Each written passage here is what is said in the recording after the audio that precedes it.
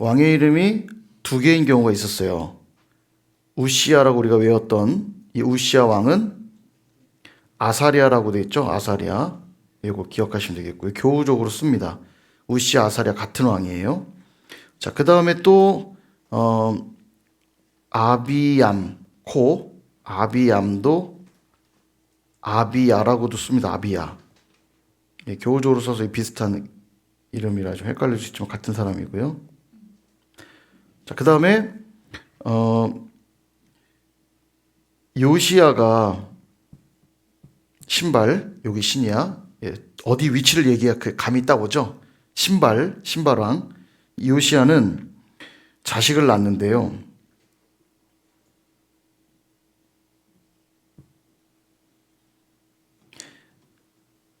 놀라운 사실을 알게 될 겁니다. 자, 뭐냐면 여호 아하스가 아들이에요. 그리고 성경에 보면 살룸이라고도 나옵니다. 이렇게 살룸. 이따가 보긴 볼 거예요. 근데 지금 정리를 하고 보려고. 여호 아하스 살룸이라고도 나와요. 같은 이름이에요. 그 다음에 여호야 김도 요시아의 아들이에요. 그러니까 우리가 이제 여호 아하스 김기냐 외웠잖아요. 여호 아하스의 아들이 여호야 김이 아니고 여호 아하스 여호야 김 다 요시아의 아들인데 이 여호 아하스를 먼저 왕으로 세웁니다. 근데 역대상을 보면 여호 아하스가 넷째라고 나와요. 그 좀 막내를 왕으로 세웠어요. 아마 뭐 어떤 의도가 있었던 것 같은데 애굽 왕 바로 느고가 여호 아하스를 잡아가거든요. 3개월 만에 폐위돼 버려요. 근데 성경은 이 여호 아하스가 굉장히 악한 왕이라고 나오는데 3개월 만에 폐위가 돼 버리거든요. 그러니까 요시아의 다른 아들을 왕으로 앉히게 돼요. 앉히면서 그를 통제하려고 그에게 이름을 짓게 하는데 원래 이름이 엘리야김입니다. 이게 원래 이름이에요. 엘리야김이 원래 이름인데 그의 이름을 바꿔서 복종시키게 하려고 통제하려고 여호야김이라고 바꿉니다. 이따가 이제 살펴볼 거예요. 어쨌든 이름이 같은 이름이라는 걸 기억하시라고 제가 말씀드리는 거예요. 여호야김, 엘리야김은 같은 이름이고요. 이렇게 살룸이랑 여호아하스 같은 이름이고요. 재미난 건 이 두 사람 다 요시아의 아들이에요. 그런데 이 여호야김이 폐위될 때 그의 아들이 왕이 됩니다. 그의 아들이 누구냐면 여호야긴이에요. 그게 이름이 김긴으로 내려가니까 아버지 아들 같죠. 그래서 여호야긴이 아들인데 이의 또 다른 이름은 여고냐. 예, 이걸 모르면 새로운 사람이 자꾸 등장하니까 이게 뭔가 할 수 있어서 미리 말씀드려요. 여호야긴의 또 다른 이름은 여고냐. 그런데 여호야긴도 잡혀갑니다. 예, 바벨론에 잡혀가게 되면서 누구를 또 왕으로 세우냐면 시드기야도 요시아의 아들이에요. 그래서 성경이 뭐라고 하냐면 여고냐의 숙부 이렇게 나와요.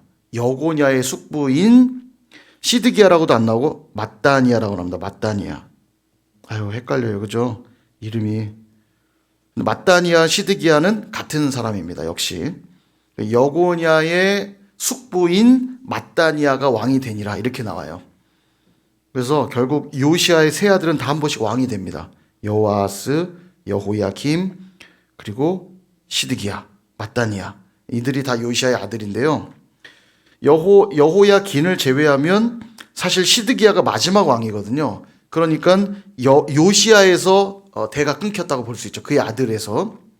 예, 그렇게 끝났다는 걸 이제 참고하면 되겠고요. 자, 근데 이때 여호야김이 낳은 아들 여호야긴은 바벨론에 잡혀갔다가 시간이 한참 지난 다음에 포로의 위치에서 풀려나요. 예, 지위가 회복됩니다. 그리고 여호야긴이 낳은 아들이 스알디엘입니다. 스알디엘. 그리고 스알디엘이 누구를 낳냐면 수룹바벨을 낳아요. 수룹바벨 많이 이름이 익숙하죠? 수룹바벨이 누구냐면 나중에 포로 귀환할 때 사람들을 이끌고 1차 귀환 때 돌아왔던 사람이 수룹바벨이고요. 그가 성전을 재건하죠.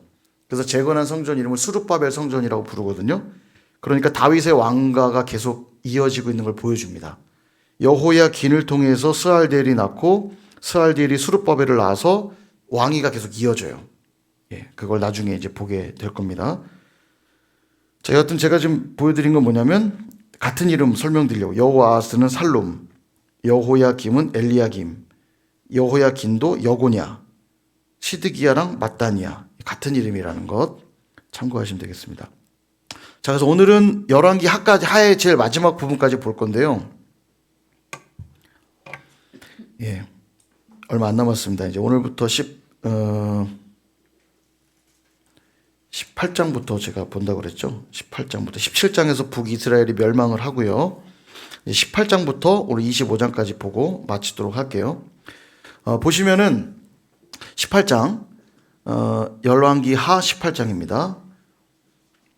예, 펴시면 되겠고요. 열왕기 하 18장.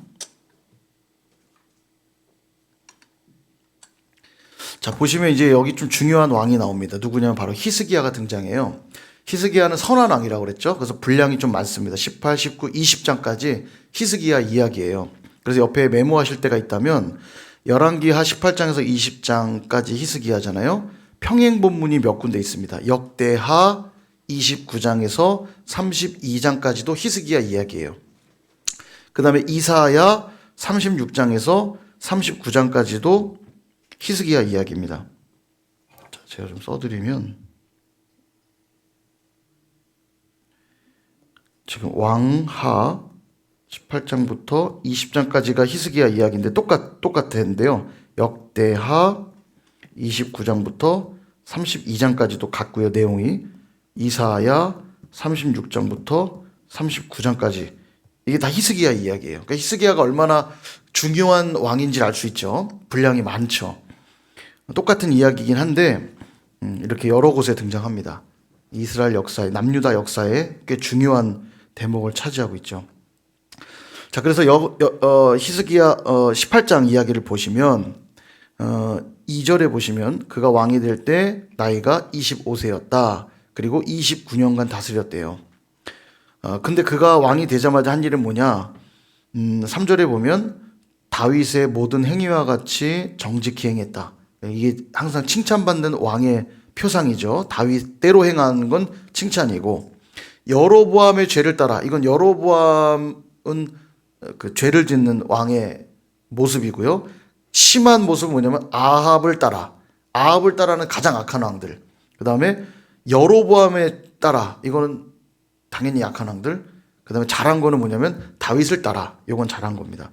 4절에 보면 무슨 일을 시작하냐면 산당을 제거하고 주상을 깨뜨리고 아세락 찍고 심지어 모세가 만들었었던 놋뱀, 그 당시까지도 이게 존재했던 거죠. 모세가 만들었던 놋뱀이 있었는데 그걸 사람들이 분양하니까 우상이 되어버린 걸 보고 그 귀한 모세가 만들었던 놋뱀조차도 부수어 버립니다. 그 느후수단이라 당시에 불렀던 것 같아요. 느후수단이라 일컬었는데 그거조차도 깨뜨려요. 대단하죠?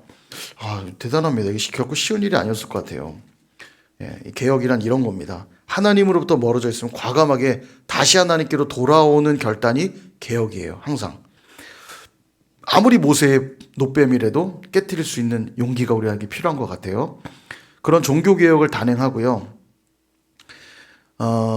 그리고 이제 13절 보시면 이렇게 히스기야가 잘 나라를 안정시키고 있었는데 어떤 일이 벌어지냐면 히스기야 왕 제 14년에 14년 정도 지났어요. 그러니까 좀 안정기를 계속 보내다가 아수르의 왕 사네립이 올라와서 유다의 견고한 성읍들을 쳐서 점령했대요. 위기가 닥쳤죠. 그래서 14절에 유다의 왕 히스기야가 라기스로 사람을 보냈대요. 왜냐하면 라기스에 지금 아수르의 왕 사네립이 와 있는 거예요.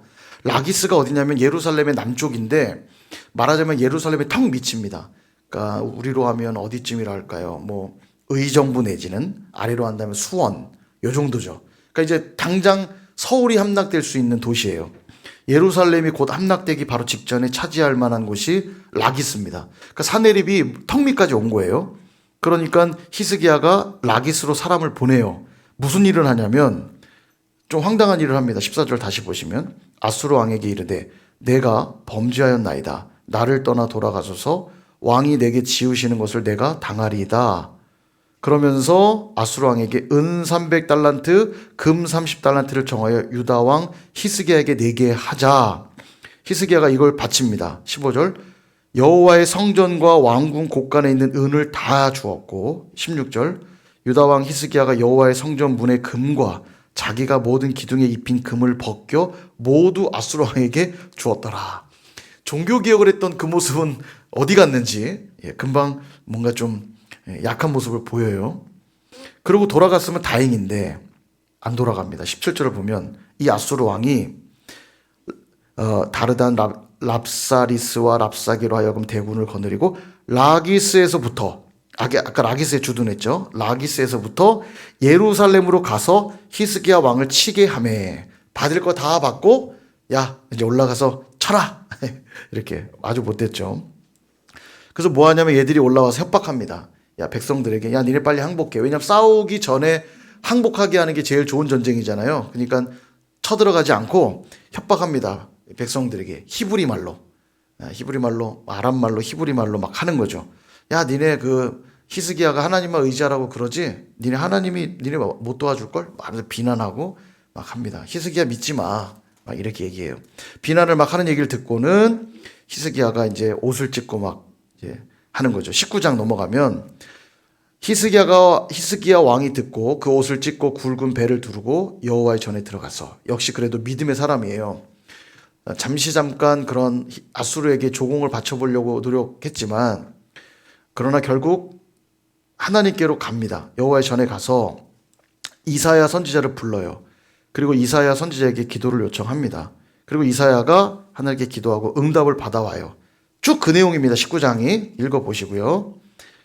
그래서 결국 어떤 일이 벌어지냐면 35절로 가보시면 19장 35절 가보시면 밤에 여호와의 사자가 나와서 아수르 진영에서 군사 18만 5천 명 아수르 군대가 18만 5천 명이었는데 여호와의 사자가 다 쳤대요. 그래서 아침에 일어나 보니까 다 송장이 되었더라.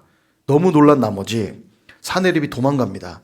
도망을 가는데 결국 37절에 보면 니느웨 자기의 수도로 돌아갔지만 그의 신전에서 경배할 때 아드람 멜렉과 사레셀이 그를 칼로 쳐 죽이고 반역자들에 의해 죽게 되죠. 그러니까 결국 하나님이 완전히 그들을 심판하고 진멸한 내용을 보게 됩니다. 그리고 이제 20장으로 넘어가는데 문제가 이렇게 해결됐으나 히스기야에게 또 하나의 큰 산을 만납니다. 바로 20장 1절에 히스기야가 병들어 죽게 되매 죽게 돼요. 그리고 뭐라고 하냐면 여호와의 말씀에 너는 집을 정리하라. 네가 죽고 살지 못하리라. 그래서 역시 또 히스기야는 믿음의 사람이에요. 낯을 벽으로 향하고 여호와께 기도하여 구합니다. 심히 통곡하며 기도하자 6절 내가 내 날에 15년을 더할 것이며 이성을 보호하리라. 하나님이 또 응답해 주십니다. 15년의 생명을 연장시켜 주세요. 이때 8절을 보면 히스기야가 이사야에게 이르되 여호와께서 나를 낫게 하시고 3일 만에 여호와의 성전에 올라가게 하실 무슨 징표가 있나이까? 징표를 구해요. 기억하실 거예요. 이 히스기야의 아버지가 누구죠? 히스기야의 아버지?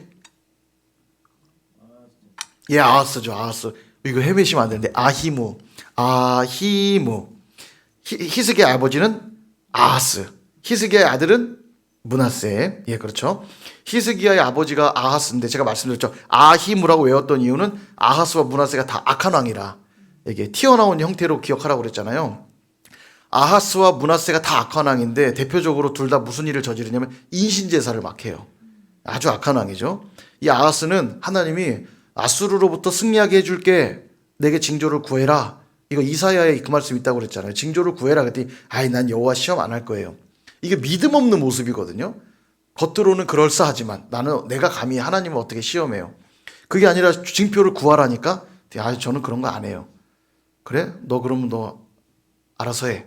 혼나고요. 그래도 징표를 보여주신 사건이 처녀가 잉태하여 아들을 낳으리니 그 이름을 임마누엘이라 하리라. 이게 이사야 7장에 나오거든요. 징조를 구하려도 안 구하는데 히스기야는 하나님께 징표를 구해요. 하나님 징표를 좀 보여주십시오. 이 응답을 하신다고 말씀하셨으니 징표를 보여주십시오 하자 하나님이 징표를 보여주세요. 11절 선지자 이사야가 여호와께 간구하며 아하스의 해시계 위에 나아갔던 해 그림자를 10도 뒤로 물러가게 하셨더라. 예. 여러분, 우리가 하나님께 기도할 때 이런 믿음이 필요해요. 그리고 삶 속에 정말 하나님을 신뢰하고 의지하는 자들은요, 하나님의 일하시는 징표들을 참 많이 봅니다. 하나님의 징표들을 보거든요. 그리고 믿음이 또 계속 자라요, 그들은요. 그래서 우리가 믿음이 필요해요. 아하스와 같은 믿음 없는 모습이 있으면 안 돼요. 뭐 말로는 그럴싸하죠. 나는 하나님을 시험 안 해요. 그렇지 않아요. 하나님을 믿고 의지하면, 그러니까 이거 하나님을 시험하라는 의미가 아니라 하나님 절 도와주세요. 그 도와달라는 것의 징표를 구할 때 하나님 특별한 은혜들도 베풀어 주세요. 예, 제가 선일교회 그렇게 왔다고 그랬죠. 하나님 전화를 주시지 않으면 저는 움직이지 않습니다. 그런데 전화가 딱 왔어요. 제가 딱, 왜냐면 이제 진로를 결정해야 되니까 사역자들은 늘 9월 정도 되면 진로를 정해야 되거든요. 교회에 계속 당연히 저는 남아 있어야 될 상황이고요. 움직일 상황은 아닙니다만 움직여야 한다면 전화를 주시지 않으면 저는 움직일 수가 없습니다. 그랬더니 그리고 딱 날짜 8월 29일. 왜냐면 다음 주부터는 진로 상담 들어가야 되니까 8월 29일까지 토요일 딱 정했는데 8월 29일 오후 3시에 전화가 딱 왔어요. 이판성 목사님한테 전화 왔어요. 만나자고. 그래서 주님 이게 무엇입니까? 만났더니 콜링이었습니다. 예, 그래서 기도하고 한 달 정도 기도하고요. 하나님의 응답으로 받아들이고, 예, 제가 이렇게 오게 된 거예요. 잘 된 일인가요? 안 된 일인가요? 안 된 일이라고요? 예, 잘 된 일이죠?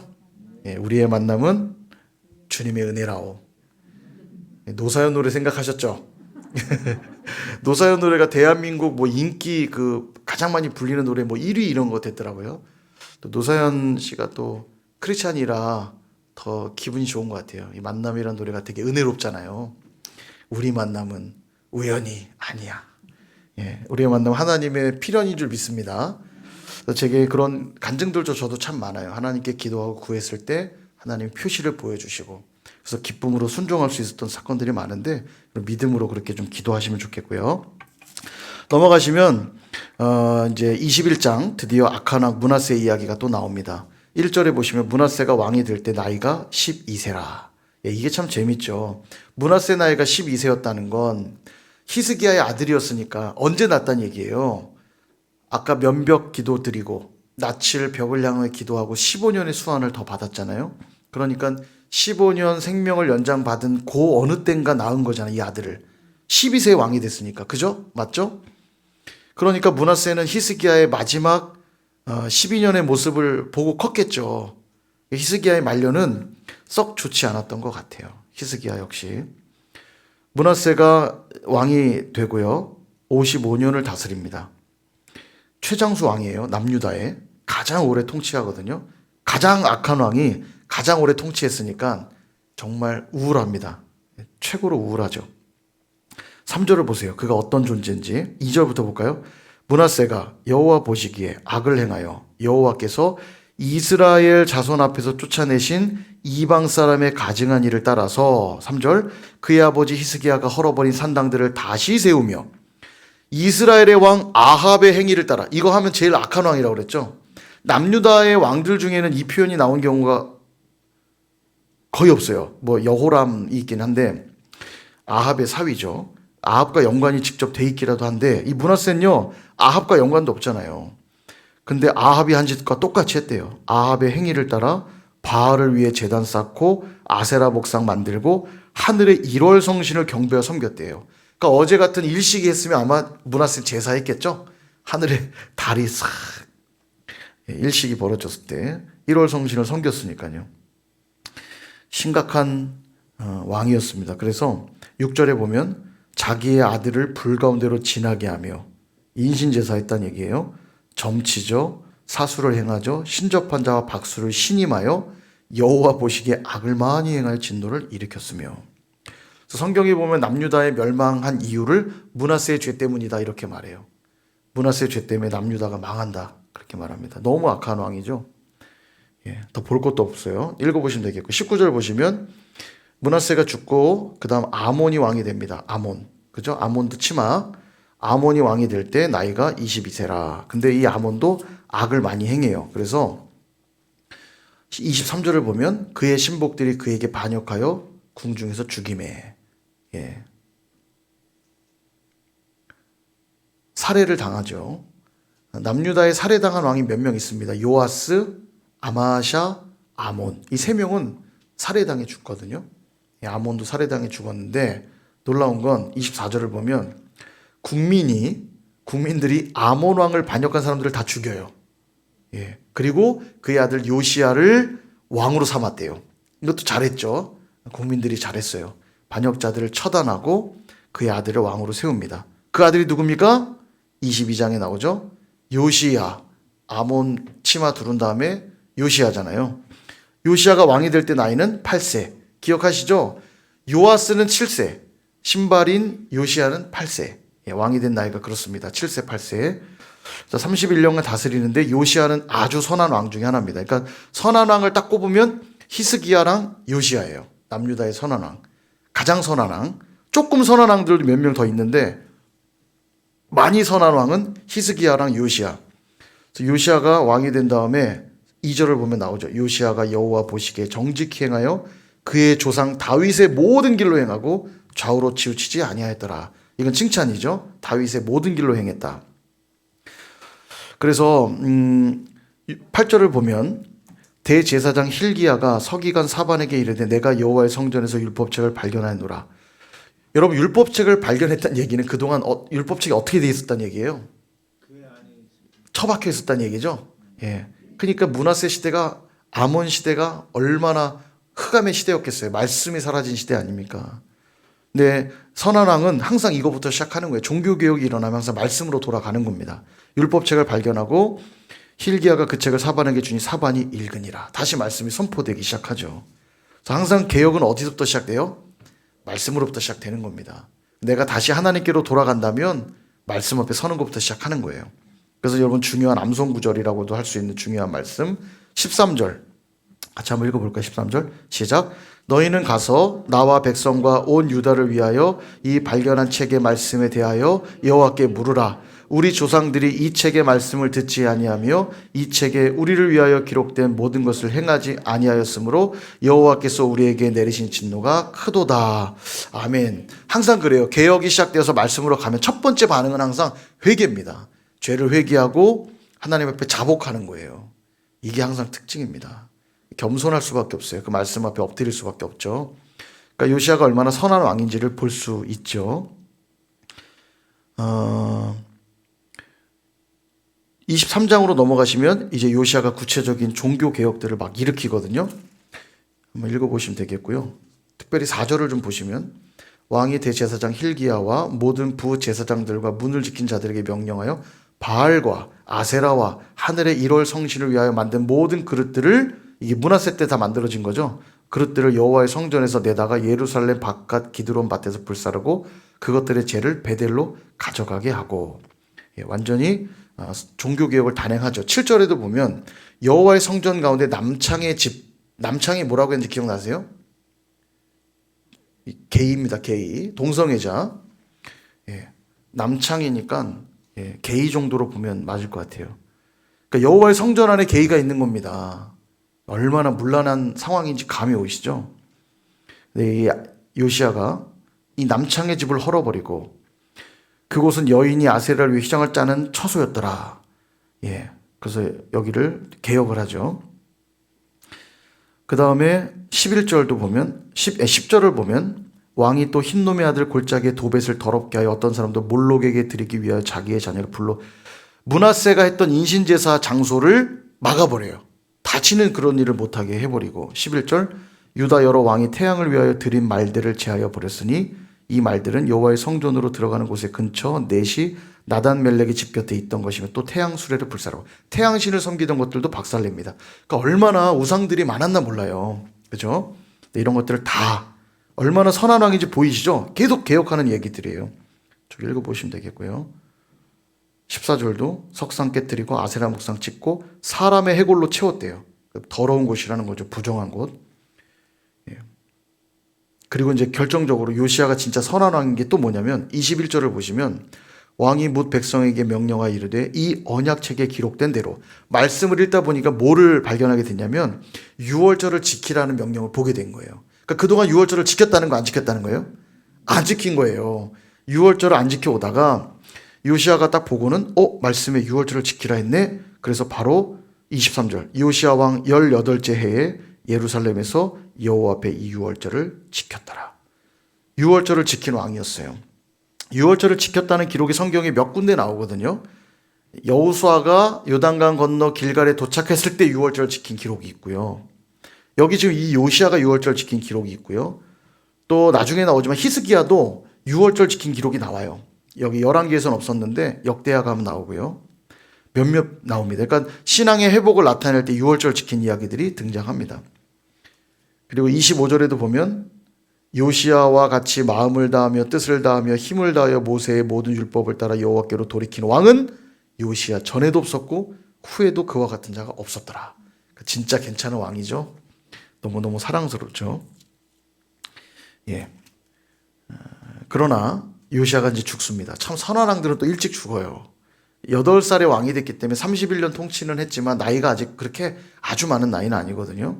근데 죽어요. 애굽에 의해 죽습니다. 29절에 보면 요시야 당시에 애굽의 왕 바로 느고가 아수르 왕을 치려고 올라갈 때 이 남유다를 통과해서 올라가야 되거든요. 아수르를 치려면 거기가 통로예요. 올라가는 북쪽으로 올라가는 통로. 근데 이 요시야가 그 길을 막아요. 애굽 왕이 못 올라가게 막다가 거기서 죽습니다. 죽음을 맞이하게 되고요. 이 일로 바로 느고가 왕으로 누굴 세워요? 그의 아들 여호아하스를 세우는 겁니다. 그러나 그도 너무 악하니까 3개월 만에 폐위를 당하는데 34절을 보시면 바로 느고가 요시야의 아들 엘리야김, 아까 엘리야김과 또 어떤 이름이 같다고 그랬죠? 여호야김.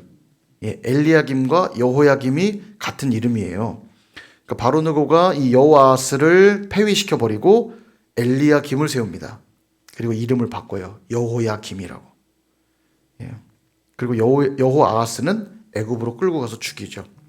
바로가 애굽이 그렇게 한 겁니다. 그리고 36절에 여호야김이 왕이 될 때 나이가 25세 그리고 11년간 다스립니다. 근데 그도 악했대요. 여호아하스도 악했고 여호야김도 악했고 24장 여호야김 시대 바벨론 왕 느부갓네살이 올라오는데요. 여호야김이 3년간 바벨론을 섬기다가 배반합니다. 눈치를 좀 본 거죠. 느부갓네살이 이제 신흥 강국이었거든요. 느부갓네살은 이 바벨론 제국을 그 부흥기를 이끌었던 유명한 왕이죠. 이 느부갓네살이 이제 부흥기를 그러니까 눈치를 보다가 3년간 슬쩍 눈치 보다가 배반한 거예요. 그 일로 이제 바벨론이 느부갓네살이 여호야김 손을 보는 거죠. 그리고 나서 세워진 왕이 그의 아들 여호야긴이 되는 겁니다. 8절에 나옵니다. 여호야긴이 왕이 될 때 나이가 18세라. 예루살렘에서 석 달간 다스리니라. 역시 여호아하스도 3개월 했잖아요. 여호야긴도 3개월 딱 왕위에 있다가 잡혀가요. 그도 잡혀가고요. 그리고 나서 누가 왕이 되냐면 17절을 보시면 바벨론 왕이 또 여호야긴의 숙부 mat단이야를 대신하여 왕으로 삼고 역시 이름을 고쳐서 시드기야라 불렀다. 이렇게 돼 있죠. mat단이야가 본래 이름이고 시드기야로 바벨론 이름을 바꾸는 거예요. mat단이야와 시드기야가 같은 이름이고요. 여호야긴의 숙부니까 요시야의 아들이에요. 요시야의 아들인데 예. 그렇게 하면 되겠고요. 그 다음에 18절을 보면 시드기야가 왕이 될 때 나이가 21세라 예루살렘에서 11년간 다스리니라. 그럼 언제 멸망했다는 얘기예요? 시드기야 11년에 멸망했다는 얘기예요. 시드기야가 마지막 왕이니까. 그죠? 자, 그 다음에 25장 마지막 25장입니다. 마지막 25장은 유다의 멸망의 기록을 담고 있습니다. 1절에 보시면 시드기야 제9년 열째 달 10일에 바벨론의 왕 느부갓네살이 군대를 거느리고 예루살렘을 치러 올라와서 그 성에 대하여 진을 치고 주위에 토성을 쌓음에. 예. 그러니까 지금 시드기야 9년에 바벨론이 둘러쌌죠. 시드기야 9년에 둘러싸니까 9년, 10년, 11년 약 3년 정도 포위를 당하는 거예요. 그러니까 엄청 고통을 많이 받았겠죠. 3년간 원래 예루살렘이 해발 한 900m 되거든요. 산처럼 돼 있어요. 그러니까 정복하기가 쉽지 않아요. 여기가 천혜의 요새입니다. 그러니까 바벨론이 쳐들어와서 3년간 포위하고 하는 거예요. 그러니까 3년 정도 버틸 정도의 성이니까 예루살렘 성이 되게 천혜의 요새인데 어쨌든 고통을 많이 받았겠죠. 결국 2절에 보면 시드기야 왕 제11년까지 포위되었더라. 3년 정도 포위를 당하고 결국 잡혀가는데요.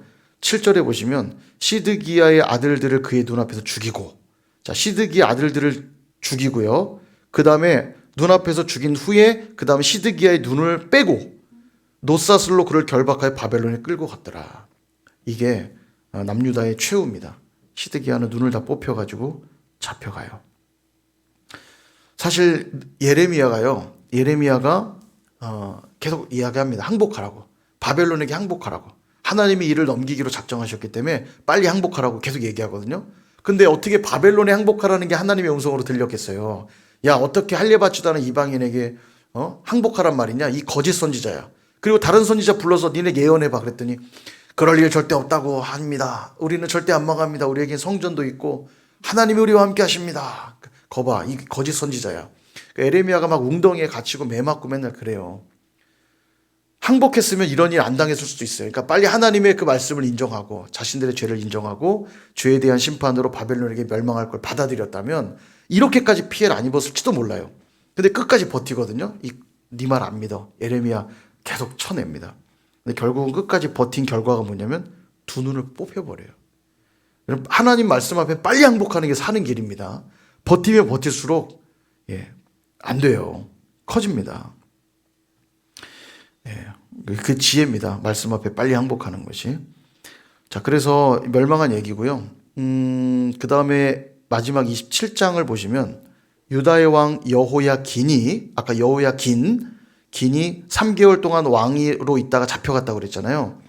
잡혀가고 37년 곧 바벨론의 왕 에월무르닥이 즉위한 원년 12월 그달 27일에, 이 날짜는 어려우니까 안 기억하셔도 되는데요. 잡혀간 지 37년이 지난 다음에 이 말만 기억하시면 돼요. 37년 정도 지난 후에 유다의 왕 여호야긴을 옥에서 내놓아 그 머리를 들게 하고, 머리를 들게 했다는 것 왕의 지위를 회복시켜줬다는 거예요. 그전에는 그냥 죄수처럼 있었다면 이제 잡혀온 포로지만 왕으로의 지위를 회복시켜 준 거예요. 37년 후에. 왜 그랬을까요? 다윗의 왕가를 이어가야 되니까. 하나님이 회복시키신 거예요. 그렇게. 그래서 28절 그에게 좋게 말하고 그의 지위를 바벨론에 그와 함께 있는 모든 왕의 지위보다 높이고, 역시 누가 한 걸까요? 하나님이 하신 거죠. 모든 왕의 지위보다도 높이고, 그 다음 29절 죄수의 의복을 벗게 하고 그의 일평생이 항상 왕의 앞에서 양식을 먹게 하였고, 그가 쓸 것은 날마다 왕에게서 받는 양이 있어서 종신토록 끊이지 아니하였더라. 이 이야기가 열왕기야 사실 남유다가 망했다는 이야기로 끝나지만 사실은 끝난 얘기가 아닌 거죠. 하나님이 은혜의 여지를 남겨두고 있는 거죠. 여호야긴을 통해 하나님의 구원의 역사가 이어갈 거를 내포하고 있는 거죠. 성경이 항상 그래요. 우리가 룻기도 주일날 봤지만 그들이 돌아올 때가 바로 보리 추수 시작할 때였더라. 이런 걸 남겨두세요. 여전히 하나님의 은혜가 흘러가고 있는 걸 보여주는 거죠. 그럼 줄 설 때 항상 어디에 줄 서셔야 됩니까? 하나님의 은혜에 줄 서셔야 돼요. 이게 되게 중요해요. 그러니까 내 눈에 볼 때 강해 보이는 애굽한테 붙을까, 바벨론에게 붙을까, 아수르에게 붙을까 이런 걸 고민하면 안 되고요. 항상 하나님의 은혜가 지금 어디로 흐르고 있는 걸 보고 은혜 줄의 뒤에 딱 서야 됩니다. 그래야 사는 거예요. 그래야 이게 기적이 일어나요. 37년간 완전 죄수처럼 있었는데 딱 때가 되니까 왕의 지위를 복권시켜주고 다른 나라 왕들보다 지위를 높여주고 죄수복을 벗고 왕복을 입고 왕 앞에서 늘 먹는 그런 회복이 있죠. 그리고 그가 낳은 아들이 누구냐면 스알디엘이 낳은 아들이 수룹바벨을 통해 계속 하나님의 다윗의 왕가의 역사가 이어져 갑니다. 그 이야기가 예수 그리스도까지 흘러가는 거죠.